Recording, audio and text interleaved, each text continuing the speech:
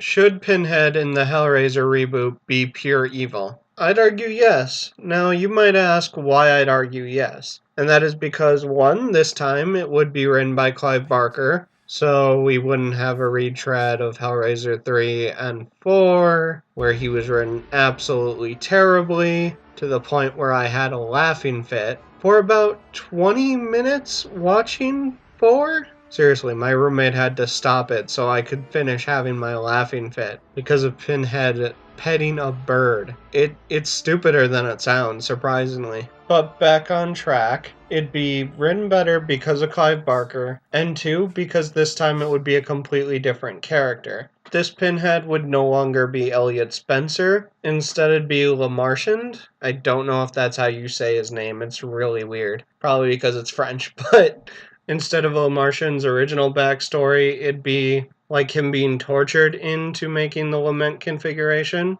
and basically an evil warden who I think, if I remember correctly, gets him to open the box. And honestly, yeah, if you get a Pinhead like that, where you give him his original memories, you make him kind of like a vengeful, angry spirit who loves to torture other people because of what he got, that kind of thing would make sense.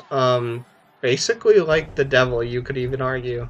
Of course, he probably wouldn't be the devil because we'd probably, still have Leviathan and Labyrinth, which would be Leviathan's domain. So it's likely that he could still be Hell's favorite, but we're not completely sure. Though he does kill a bunch of babies in the script instantly by holding his hands over them. I might be a sick motherfucker, but I want to see that scene brought to life. God, that would be fucking brutal. Like, say what you will about me, but that brings out the gore hound in me, the guy who just wants to see how fucked up that scene would be if it was brought to life, especially on the big screen. So yeah, that's probably one of the biggest reasons. Like Hellraiser 3, they do again give him the ability to instantly make Cenobites, something that in this new script, I'm not totally butthurt about. In fact, in this new script, I'm totally cool with it, especially since he arrives with absolutely no backup.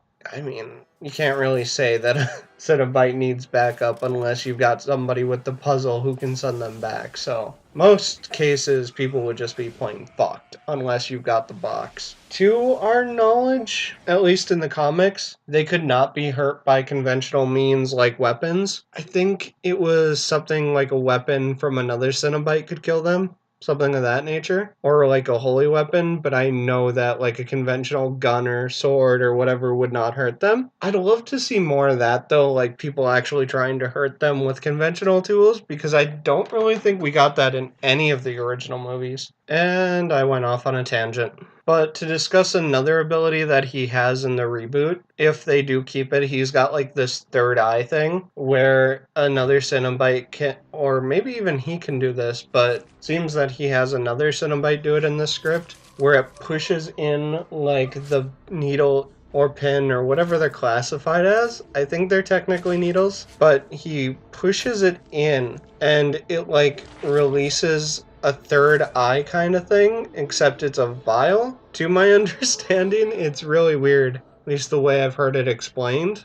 But with that, he can also take a fluid out of the belt of Pinhead. Not explaining it the best. I should probably see if I can get my hands on the script to see if I can, understand this more. But I'm basically getting a lot of this information from Mr. H Reviews, which I will link to his videos down in the description. But yeah, I think like so many of the things that Clive Barker would be doing with this new incarnation of Pinhead would be really cool, and I'd love to see it brought to life. So I think that, yeah, if we can, we should get that Pinhead instead of the old Pinhead. Lord knows it'd be great to have Pinhead kind of redeemed the original version, but it'd also be really cool to see like a new version. Hell, I'd even go for a Kirsty Pinhead at this point, though you would have to definitely cast a different actor for Kirsty. Another thing I thought I'd bring up, since I, kind of touched on 3 and 4 and how they had a terrible version of the evil Pinhead, I would love to see those plots done with this Pinhead because it actually fit. My problem with 3 and 4 in the original continuity was they completely ruined Pinhead's character.